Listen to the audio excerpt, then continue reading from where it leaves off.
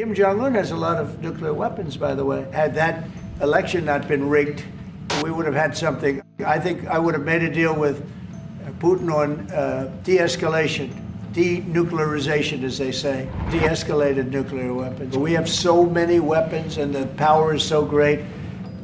And number one, you don't need them to that extent.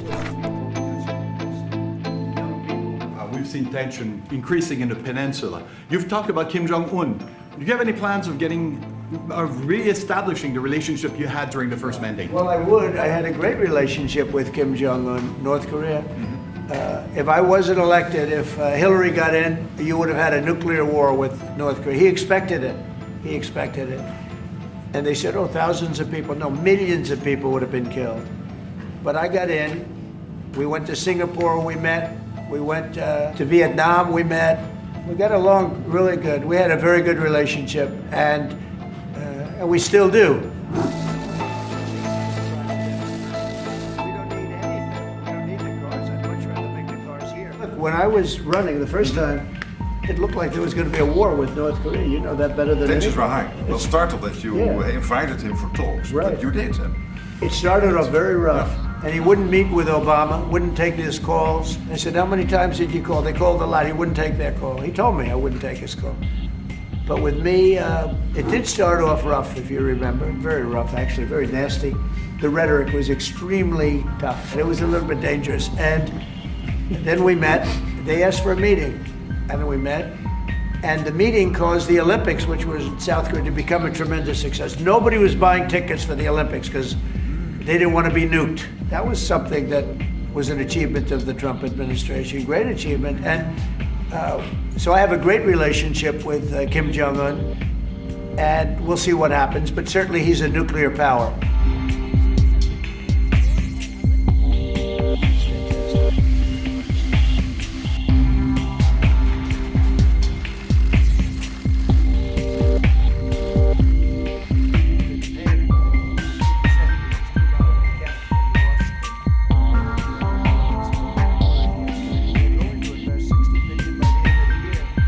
Look at a map, they drew an artificial line right through it between Canada and the US, just a straight artificial line. Somebody did it a long time ago, many, many decades ago, and makes no sense. Why should we subsidize another country for $200 billion? And again, we don't need their lumber. We don't need their energy. We have more than they do. We don't need their cars. I'd much rather make the cars here. And there's not a thing that we need, but they need us. We really don't need them. And we have to do this. I'm sorry, we have to do this, yes. What is your vision for the potential annexation of Greenland and getting them potentially to Well, I think it'll happen, and I'm just thinking, I didn't give it much thought before, but I'm sitting with a man that could be very instrumental. You know, Mark, we need that for international security, not just security, international. It's a very appropriate, really a very appropriate question. It's an Thank issue you in the very High much. North. So when it comes to Greenland, yes or not joining the US, I would leave that outside for me, this discussion, because I don't want to drag NATO in that. But when it comes to the High North and the Arctic, you are totally right.